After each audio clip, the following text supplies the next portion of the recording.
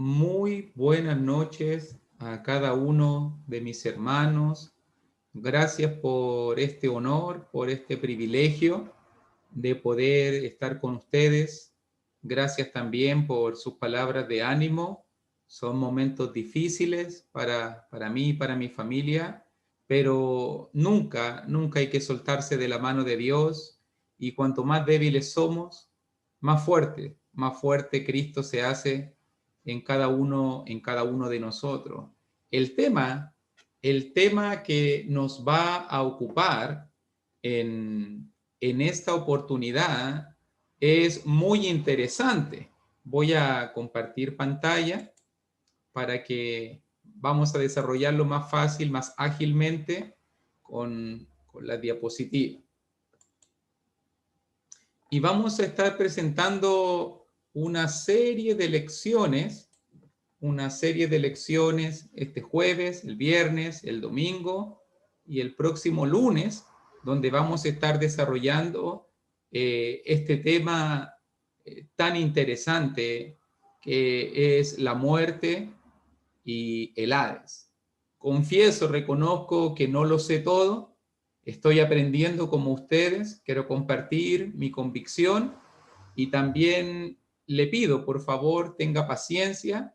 Si hay preguntas, si hay dudas, busquemos después del estudio poder tener tal vez momento para las preguntas o anotarlas y después podemos conversar, porque este es un tema que mucha gente tiene duda y la idea es poder presentarlo para que podamos tener claridad. Y la primera cosa que quiero decir, y me gustaría, si quiere verlo en su Biblia o me acompaña allí en la diapositiva, mire lo que dice, una primera gran verdad que vamos a estar estableciendo, y es importante entenderlo de esta manera, como dice allí en Primera de Tesalonicenses capítulo 5. Primera de Tesalonicenses capítulo 5, versículo 23, la palabra de Dios dice: y el mismo Dios de paz os santifique por completo, y todo vuestro ser, espíritu, alma y cuerpo, sea guardado irreprensible para la venida de nuestro Señor Jesucristo. Algo que aprendemos que se desglosa de este pasaje es la composición del hombre. Si tú miras en las palabras de Pablo, todo nuestro ser, ¿de qué compone todo nuestro ser? Dice allí, espíritu, alma y cuerpo. Por si acaso tenemos un estudio preparado de eso, que podemos más adelante mirar. Pero mire un poquito para poder explicárselo de una manera más simple. Espíritu, alma y cuerpo. Cuando hablamos del cuerpo, comencemos por la cáscara.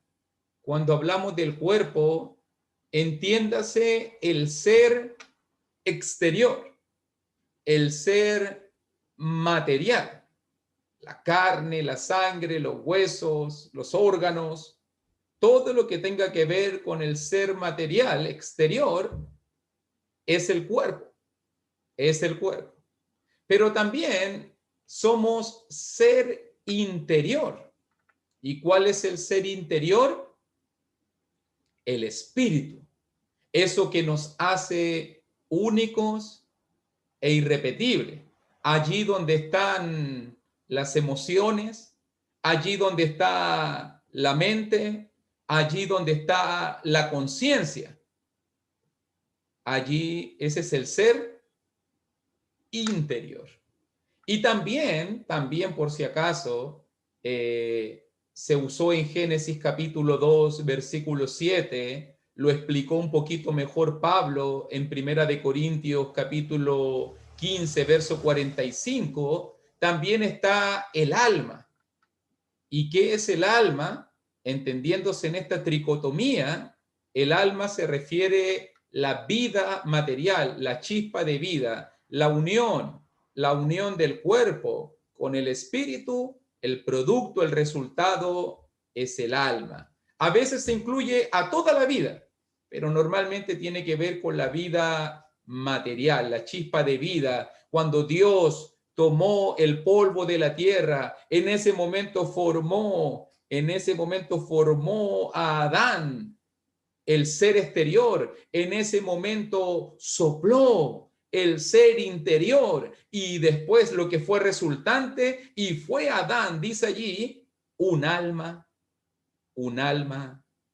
viviente, un alma viviente. Entonces, somos cuerpo, somos espíritu y somos un alma. Esa es la triple constitución, basándonos en Primera de Tesalonicenses 5:23, y todo nuestro ser, como lo estábamos leyendo, y todo nuestro ser, espíritu, alma y cuerpo, sea guardado irreprensible. Mira qué gran misterio. O sea que en el día final, en la segunda venida de Cristo, vamos a enfrentar la venida de Cristo en espíritu, en alma y en cuerpo, para que usted lo vea bien.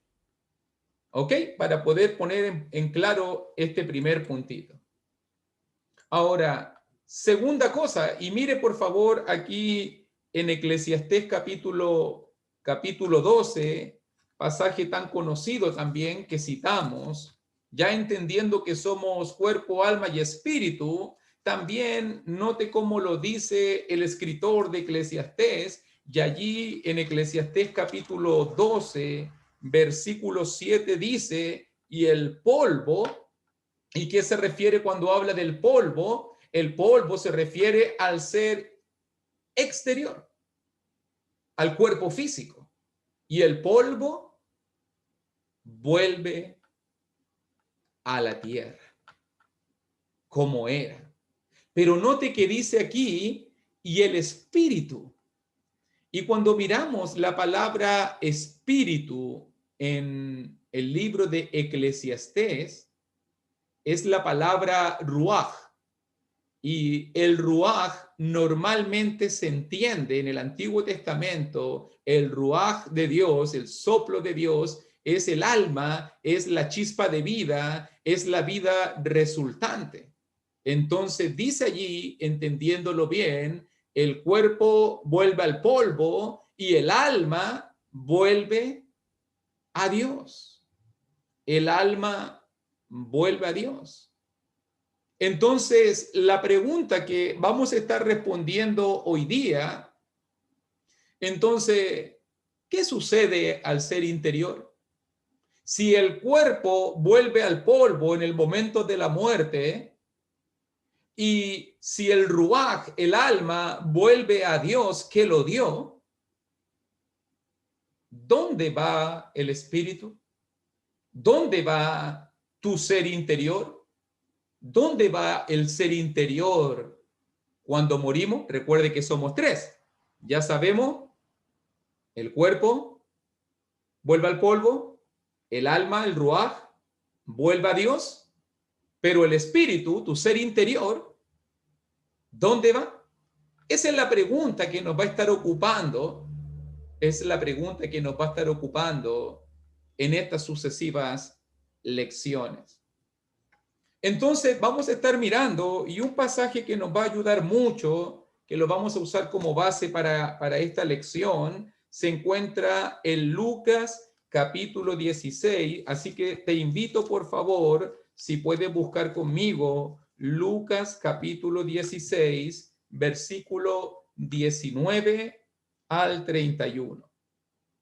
Allí se va a encontrar la palabra del Señor, Lucas capítulo 16, versículo 19 al versículo 31. Tome apuntes, tome notita, haga preguntas.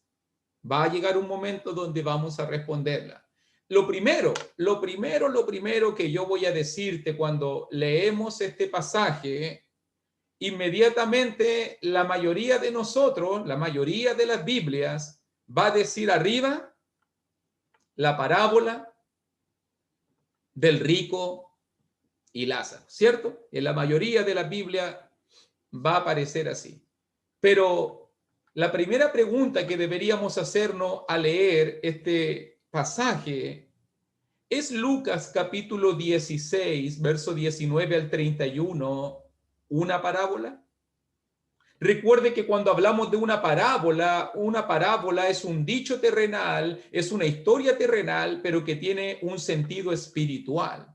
Entonces, muchas personas la entienden como algo simbólico, como algo, al entender parábola, entendemos que es algo metafórico y que no es literal.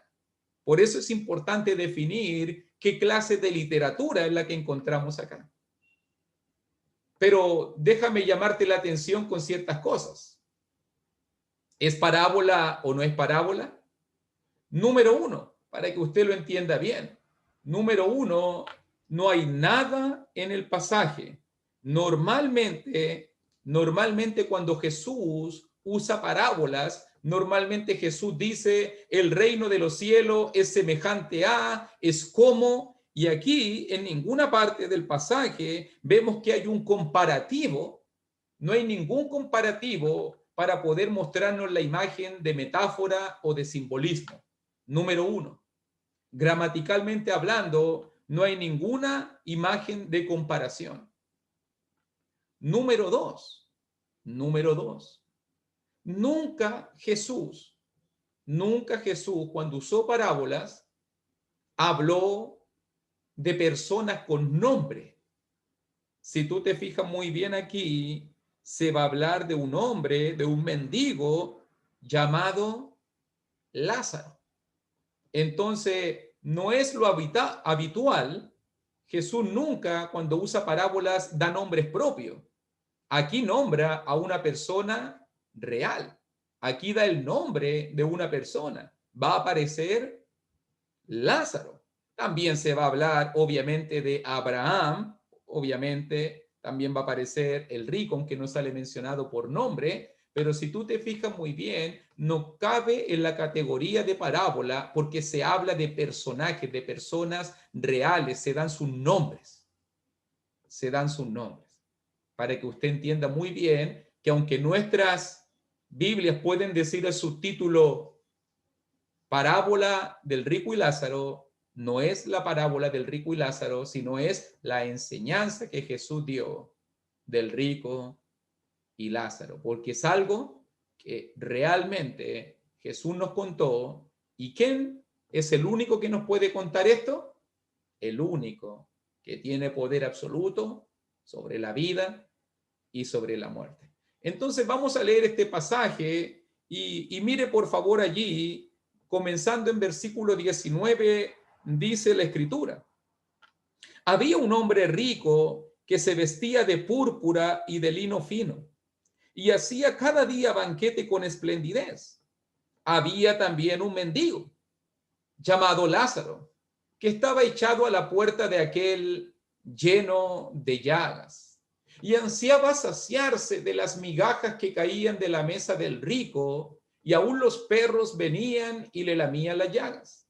Aconteció que murió el mendigo y fue llevado por los ángeles al seno de Abraham, y murió también el rico y fue sepultado. Lo primero que Jesús va a contarnos en esta historia es la historia de dos hombres que tenían una realidad totalmente diferente. Nota ahí, mira ahí conmigo, versículo 19. Primero se cualifica a uno, dice era rico. Nota muy bien que cuando se habla de sus posesiones, cuando se habla de lo que tiene, se dice que él es rico. Cuando se piensa en lo que viste, dice se vestía de púrpura y de lino fino. Cuando se habla de su opulencia, dice y hacía cada día banquete con esplendidez. Tenía todo lo que él quería, vestía de lo mejor, comía de lo mejor. Cada día su vida era un jolgorio, una celebración, un banquete.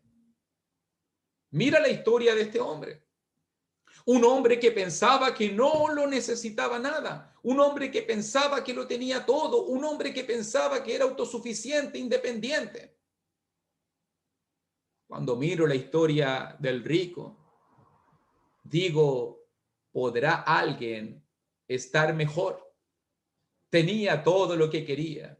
Tenía dinero, tenía bienes, tenía comida, tenía la mejor vestimenta, vestía de lino fino, vestía de púrpura, los ropajes reales.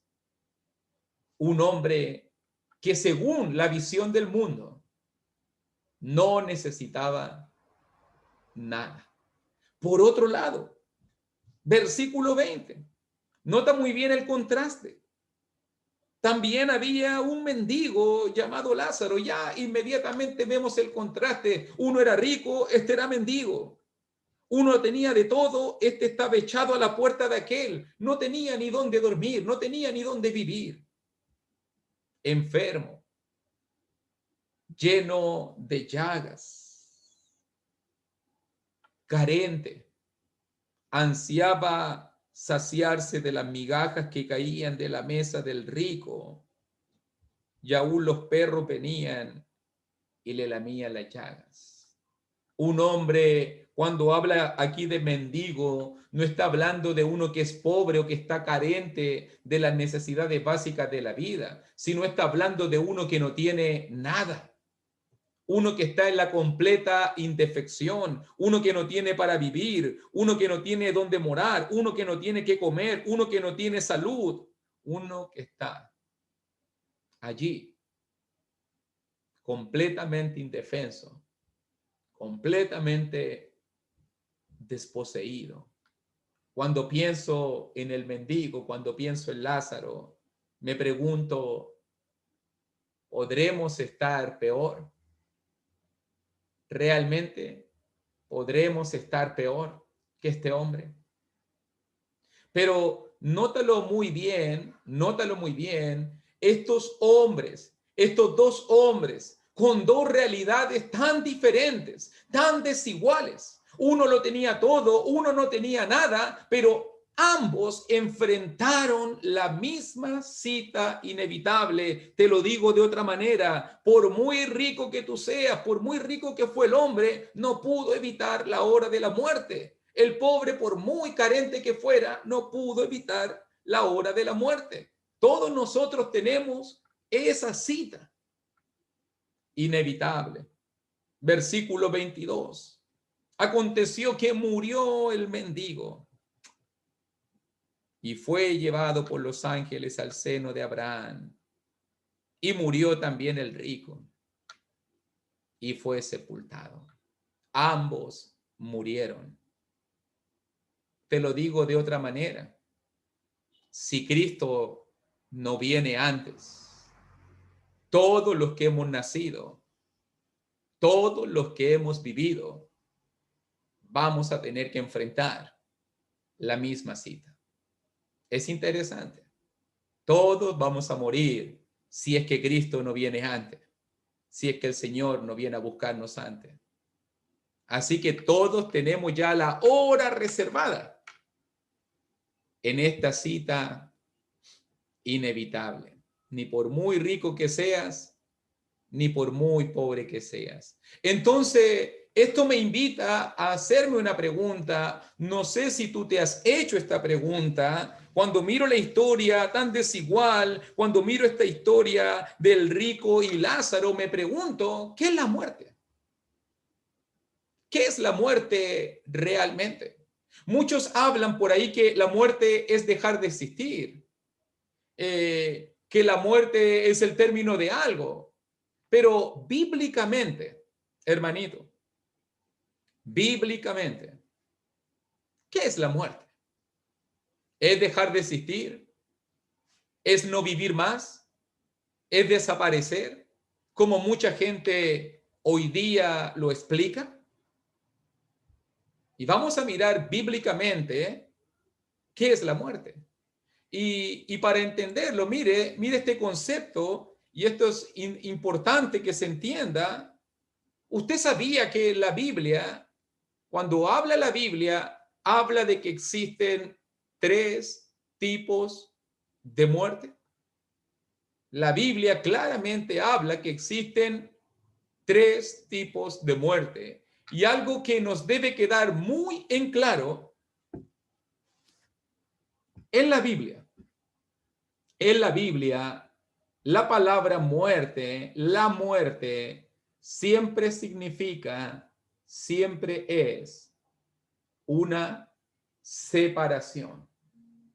Una separación. ¿Qué es la muerte? Una separación. ¿Cuántos tipos de muerte hay? Tres. Tres tipos de muerte. Estoy yendo lentito, por si usted quiere tomar apunte, si usted quiere, por si acaso, anotarlo. Obviamente, después de estas lecciones, si usted quiere por el mismo precio, no se preocupe, yo le puedo enviar la diapositiva, el PowerPoint, no se preocupe. Mire, vamos a mirar entonces número uno entonces, si son tres tipos de muerte, entonces número uno, ¿cuál es la primera muerte? La primera muerte es la muerte física.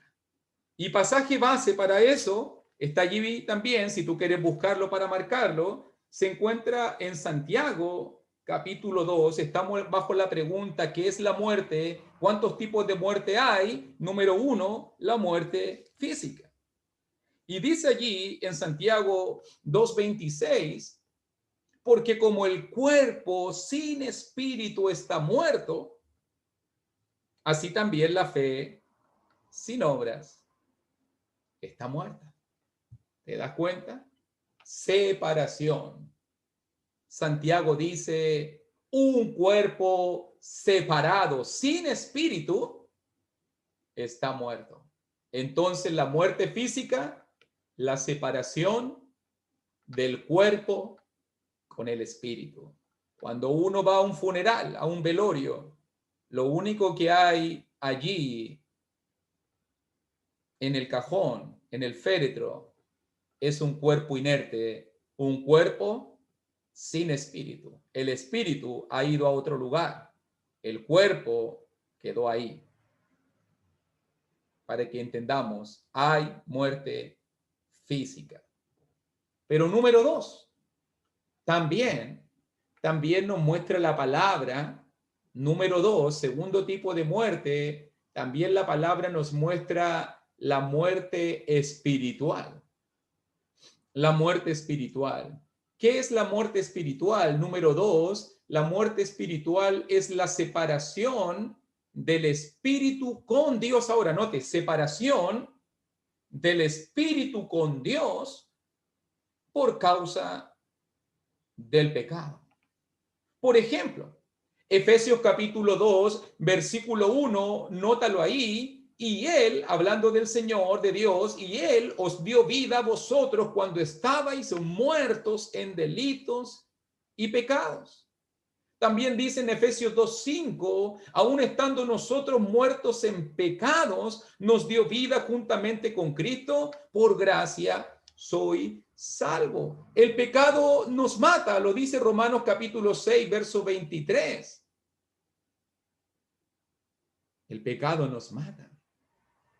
El pecado nos separa de Dios. Pablo reconoce a los efesios que él os dio vida, pero ¿cuál era nuestra condición? Estábamos muertos en delitos y pecado. Hermanito, hay gente en esta vida que se despierta, hay gente en esta vida que va a su trabajo, hay gente en esta vida que come, vive y existe, pero que está muerta espiritualmente hablando. Muertas en delitos y pecados. ¿Cuál es la condición de aquel que está separado de Dios? Muerto en delito y pecado. Mire, también lo explicó Isaías.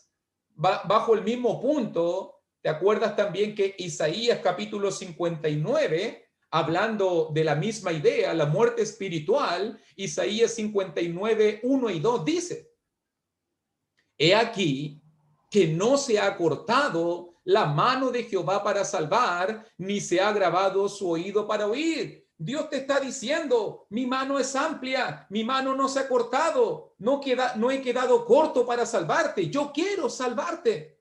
Ni se ha agravado mi oído para oír, yo quiero oírte, dice Dios. Yo quiero salvarte, yo quiero oírte, yo quiero rescatarte. Note cómo comienza el versículo 2. Pero, y qué tristes son los peros. Pero, hay un pero. Aunque Dios quiere salvarme, aunque Dios quiere oírme, pero vuestras iniquidades, vuestros pecados han hecho división. Ahí está, separación. ¿Qué hace el pecado? Nos separa de Dios. ¿Qué hace el pecado? Nos mata. La muerte, el pecado siempre es separación. Ha hecho división entre vosotros y vuestro Dios, y vuestros pecados han hecho ocultar de vosotros su rostro para no oír. A mí me gusta el cine, no sé si a usted le gusta el cine. Últimamente han dado muchos tipos de películas de los zombies. ¿Las ha visto usted o las ha conocido? ¿Qué son los zombies? Los zombies caminan, a veces hasta corren, saltan. Los zombies persiguen, los zombies comen, los zombies andan deambulando por las calles, pero los zombies están muertos. No están vivos. Y a veces miro a gente que está exactamente en la misma condición espiritual. Zombies espirituales. Van a sus trabajos, comen, deambulan por aquí, deambulan por allá, pero realmente están muertos en delitos y pecados. Esa es la condición. Hay muerte física, separación del cuerpo y el espíritu, hay muerte espiritual. Pero note la número 3, porque ahora sí que esto se pone grave. Porque cuando miramos ahora la número 3, es la muerte eterna, la muerte segunda. Note que la explicación de la tercera muerte es la separación eterna del hombre con Dios por causa del pecado. Hay muerte eterna, hay muerte segunda. Apocalipsis capítulo 20, versículos 14 y 15 dice, y la muerte y el Hades fueron lanzados al lago de fuego, y explica allí Juan, esta es la muerte segunda. ¿Cuál es la muerte segunda? Versículo 15, y el que no se halló inscrito en el libro de la vida fue lanzado al lago de fuego. El lago de fuego, verso 14, el lago de fuego, versículo 15, es explicado como la muerte segunda, o sea, el infierno. El tercer tipo de muerte, la muerte, la separación eterna del hombre con Dios por causa del pecado. Se lo digo de otra forma. Hay gente en esta vida, hermanito, mi hermanita, hay gente en esta vida que van a nacer 2 veces. Van a nacer físicamente de su madre y van a nacer espiritualmente del agua y del espíritu. Y hay gente en esta vida que va a morir 2 veces. Va a morir físicamente, pero va a morir eternamente. Entonces tú eliges, yo elijo si quiero vivir, nacer 2 veces o si quiero morir 2 veces. Esa va a ser tu decisión. Muerte física, muerte espiritual, muerte eterna, muerte segunda. Esos son los 3 tipos de muerte para que podamos entender nuestro pasaje allí en Lucas capítulo 16. Ya estamos en versículo 22. Aconteció que murió el mendigo y fue llevado por los ángeles al seno de Abraham, y murió también el rico y fue sepultado. ¿cierto? Sepultado. Y dice verso 23, ¿dónde fueron? Y dice versículo 23, y en el Hades alzó sus ojos estando en tormentos y vio de lejos a Abraham y a Lázaro en su seno. Entonces él, dando voces, dijo: Padre Abraham, ten misericordia de mí y envía a Lázaro para que moje la punta de su dedo en agua y refresque mi lengua, porque estoy atormentado en esta llama. Pregunta importante. ¿Dónde va el espíritu? ¿Dónde fue el ser interior de Lázaro y el rico? ¿Dónde va el ser interior cuando morimos? Si tú te fijas muy bien por lo que miramos allí en Lucas capítulo 16, versículo 23, la palabra utilizada es el Hades. Y en el Hades alzó sus ojos. En el Hades vio de lejos a Abraham. En el Hades vio de lejos a Lázaro. En el Hades dio voces. En el Hades. ¿Cuál es este lugar entonces? El Hades. ¿Y qué podemos decir para poder dar una pequeña definición? La palabra Hades, mi hermanito, mi hermanita, la palabra Hades significa literalmente lo invisible. Lo invisible. El Hades se refiere al lugar de espera. El Hades es el lugar de espera donde van todos los espíritus, el ser interior, donde van todos los espíritus de las personas que han muerto, aguardando el juicio final. Eso que el purgatorio, el otro día lo escuchaba, que el limbo, que quedó penando por ahí, ninguna de esas cosas tiene fundamento bíblico. El lugar que la Biblia llama donde van todos los muertos a esperar, todos los espíritus de los muertos a esperar, a aguardar el juicio final, es el Hades. Debe entenderse también como un sinónimo el lugar o reino de los muertos. Y para que tú sepas, la palabra técnica que se usaba en el Antiguo Testamento para hablar del Hades, Hades es una palabra griega. La palabra hebrea era Seol. ¿Ha escuchado la palabra Seol? Bueno, la palabra Seol es la palabra hebrea equivalente a la palabra griega Hades. Ambas significan lo mismo, lo invisible, el lugar de los muertos. ¿Ok? Para que vamos entendiendo, vamos lentito, vamos definiendo las palabras. ¿Dónde fue el rico? ¿Dónde fue Lázaro? Al Hades. ¿Qué es el Hades? El lugar de espera, el lugar donde aguardamos el juicio final, esperando la llegada del rey. Es lo mismo, es equivalente a la palabra Seol. Y una pregunta, y bueno, y quiero que mire esta gráfica, porque vamos a estar trabajando mucho sobre ella en cuanto a dónde vamos. Aquí está la visión amplia de esta lección, Si quiere también se la puedo enviar. ¿Y dónde vamos cuando morimos? Bueno, ahí está el lugar físico donde vivimos, donde están los salvos o perdidos.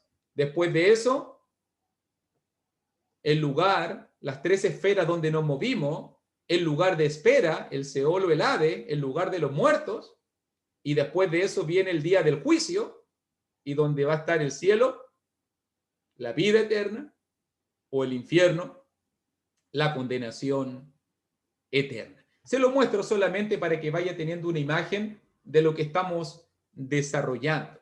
Entonces, una pregunta que me hicieron, hermano Luis, ok, entiendo, el Hades es el lugar de los muertos, allá nos vamos cuando morimos, pero ¿dónde está? ¿Dónde queda? ¿Cuál es la ubicación específica y exacta del Hades o Seol? Y note que comencé a investigar un poquito. Comencé a mirar la escritura y mire con el pasaje que me encontré. Y acompáñeme si quiere para que lo vea en su Biblia en Proverbios 15. Proverbios capítulo 15, Antiguo Testamento. Y note que allí en Proverbios capítulo 15, versículo 11, nótelo bien. Dice Proverbios 15, 11, el Seol y el Abadón están delante de Jehová.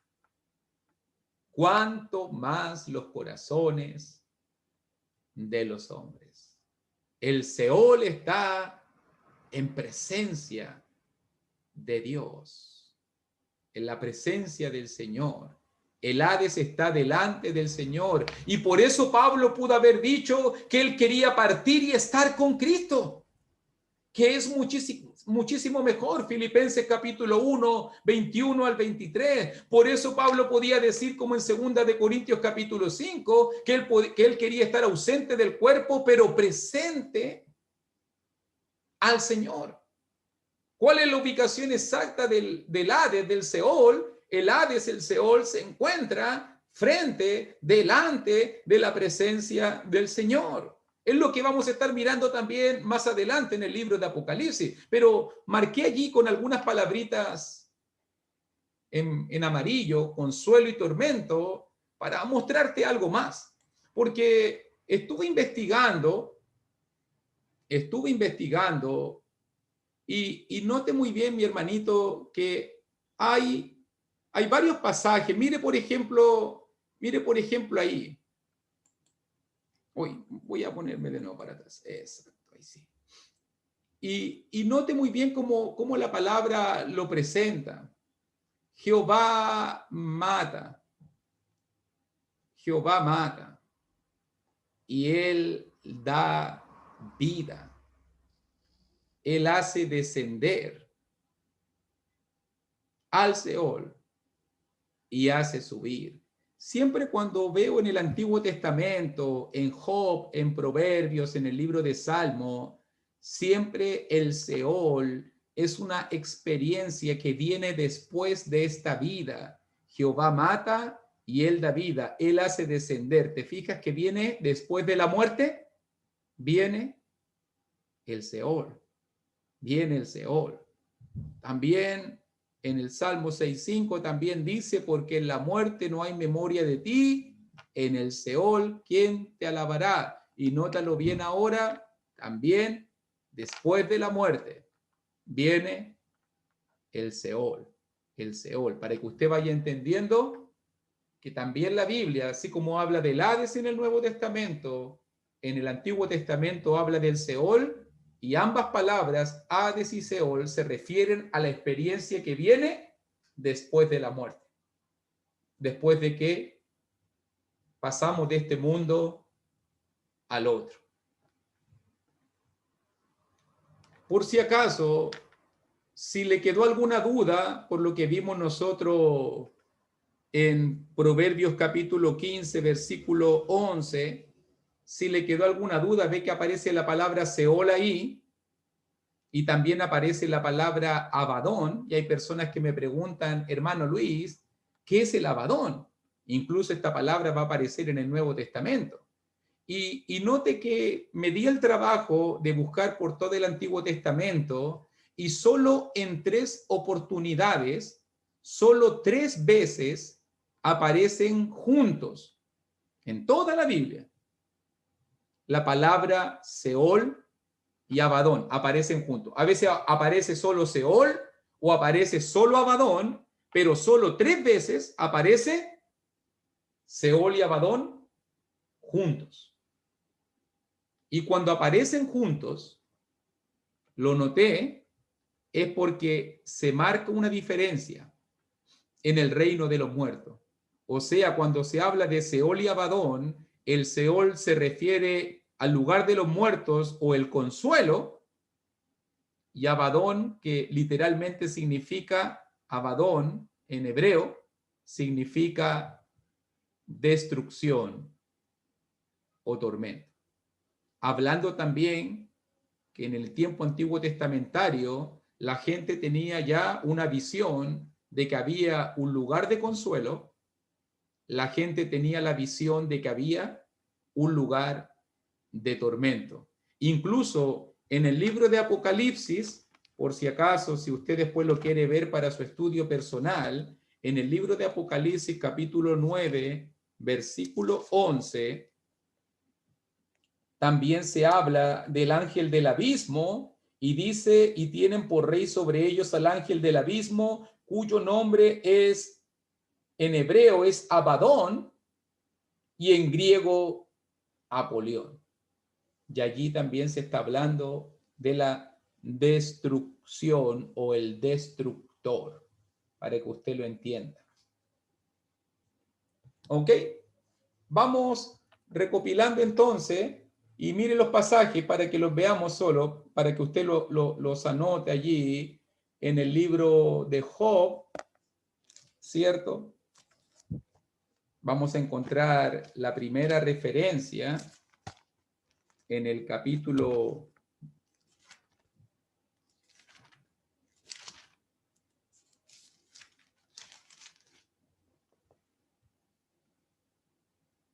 6, 26:6 de Job, dice, el Seol está descubierto de él y el Abadón no tiene cobertura. Note que habla de los dos y el primero se refiere al consuelo y el segundo se está refiriendo al tormento.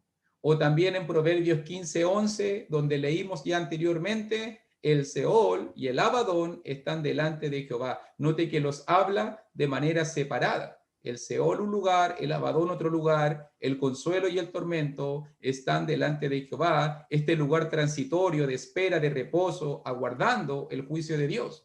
¿Cuánto más los corazones de los hombres? Y también en Proverbios capítulo 27, también en versículo 20, también la Escritura nos dice, el Seol y el Abadón nunca se sacian. Así los ojos del hombre nunca están satisfechos. ¿Se fija? Estos son los tres pasajes, mi hermanito. Son los tres pasajes donde Seol y Abadón aparecen juntos, mostrando la separación entre un lugar de consuelo y un lugar de tormento. Seol y Abadón. Recuerde que Seol es la palabra hebrea para referirse también al lugar de los muertos, al Hades, que es la palabra griega. Entonces, bueno, vamos a dejarlo hasta aquí, creo yo, por el tiempo, para que podamos desarrollar bien. Pero la pregunta, recuerde que esta va a ser la pregunta que estamos haciéndonos. Recuerde que esta es la pregunta que estamos desarrollando, que estamos trabajando. Recapitulando un poco, dijimos nosotros que somos cuerpo, alma y espíritu, ¿cierto? Dijimos nosotros que el cuerpo vuelve al polvo, dijimos nosotros que el alma, el ruaj, vuelve a Dios que lo dio, y nos estamos preguntando, ¿qué pasa con el espíritu, el ser interior? ¿Dónde vamos? ¿Dónde vamos después de morir? Y nos hicimos la pregunta, ¿qué es la muerte? Y dijimos que la muerte es una separación. Hay muerte física, separación del cuerpo con el espíritu. Hay muerte espiritual, separación de mi espíritu con Dios por causa del pecado. Hay muerte segunda o muerte eterna, la separación eterna entre yo y Dios, entre tú y Dios por causa del pecado. Y después de eso nos hicimos la pregunta, ¿dónde va, después de la muerte, dónde va el espíritu, el ser interior? Y dijimos, al Hades. ¿Qué es el Hades? El Hades es lo invisible, el lugar de espera donde aguardamos el juicio de Dios. El Hades es un lugar donde aguardamos, en este caso, donde es el reino de los muertos, un lugar que Dios tiene preparado para aguardar el juicio de Él. dijimos también que Seol es lo mismo, pero es la palabra hebrea. El Seol es lo mismo. ¿Dónde está el Hades? ¿Dónde está el Seol? Delante de Dios, delante de Dios. Y allí quedamos nosotros, con el entendimiento del Hades y el Seol y dónde están. Así que vamos a dejarlo hasta aquí porque es bastante contenido. Podría seguir, pero la idea mía no es cansarlos con tantos textos ni tantas ideas, es ir paso a paso, ir digiriendo todo este contenido. Vamos a tener todo el fin de semana para desarrollarlo bien.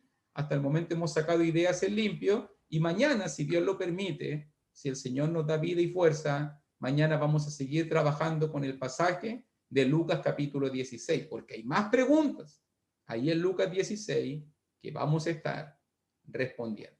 Por mi parte, por el momento, le doy gracias al Señor por darme este privilegio de estar con ustedes. Gracias por esta oportunidad.